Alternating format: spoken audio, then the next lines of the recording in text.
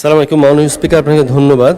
সেই সাথে যে কোনো অবস্থায় যে কোনো পরিবেশে আজান শোনার সাথে সাথে আপনি বিরতি দেন, এই জন্য আপনাকে আবারও ধন্যবাদ। আল্লাহ সুবহানাহু ওয়া তাআলা আপনাকে কবুল করুন, আমিন। মাননীয় স্পিকার, আমার নির্বাচনী এলাকা 32 গাইবান্ধা 4 গোবিন্দগঞ্জে গোবিন্দগঞ্জ চৌমাথা থেকে মহিমাগঞ্জ রেল স্টেশন পর্যন্ত যে রাস্তাটা, এটা স্থানীয় সরকার পল্লী উন্নয়ন ও সমবায় মন্ত্রণালয়ের আওতাধীন। আমি আমাদের নির্বাচনী এলাকার প্রতিবেশী মাননীয় প্রতিমন্ত্রী মহোদয়কে আসলে দৃষ্টি আকর্ষণ করে তাকে একটি দাওয়াত দেওয়ার জন্য আসলে দাঁড়িয়েছি।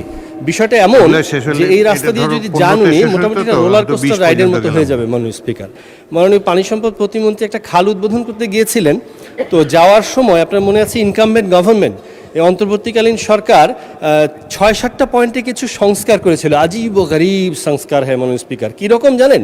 আপনার স্পিড ব্রেকার তৈরি করেছে রাস্তা ঠিক করতে গিয়ে। কিছু কিছু জায়গায় স্পিড ব্রেকারের মতো এই উঁচু উঁচু ইট রেখে কয়েক ফিট দূর দূর করে, এটা আপনার কীভাবে রাস্তা সংস্কার হয় আমরা জানি না। তো ঘটনাটা হয়েছে কি, মাননীয় পানি সম্পদ প্রতিমন্ত্রী যাবেন জন্য দুই পাশে কিছু মাটি ফেলে অ্যাপ্রোচ করা হয়েছিল।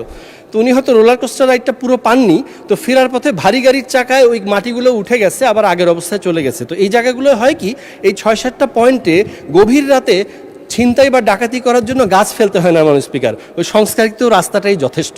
আপনাকে অবশ্যই ওখানে গাড়িটা একটু স্লো করতেই হবে। তো যাই হোক মাননীয় স্পিকার, আমি আপনার মাধ্যমে মাননীয় স্থানীয় সরকার প্রতিমন্ত্রী এবং মন্ত্রী মহোদয়কে বলবো যে এই মহিমাগঞ্জ পর্যন্ত স্টেশন পর্যন্ত গোবিন্দগঞ্জ চৌমাথা থেকে এই রাস্তাটা পুরোপুরি সংস্কার করা অতি দ্রুত জরুরি। আর যেহেতু মহিমাগঞ্জের কথা আসলো, এই কানটান্নে মাথা আসে মাননীয় স্পিকার, আমাদের সুগার মিলটার কথা আমার বলার ইচ্ছা ছিল। মাননীয় শিল্পমন্ত্রী মহোদয়কে দেখছিলাম, আমার শ্বশুরবাড়ি এলাকা সিলেট বিভাগের মাননীয় মন্ত্রী, উনি, আমি যতবারই যাই এখানে সংসদে কথা হয়েছে, সিদ্ধান্ত প্রস্তাবে আলোচনা হয়েছে, উনি আশ্বাসও দিয়েছিলেন। কিন্তু যখনই তাকাই উনি কেমন যেন ঠান্ডা চোখ দিয়ে এমন যেন বলতে চান ইটা কিতা খবরে বাবা, বুঝি না উনি ইনশাল্লাহ কবে করবেন আমরা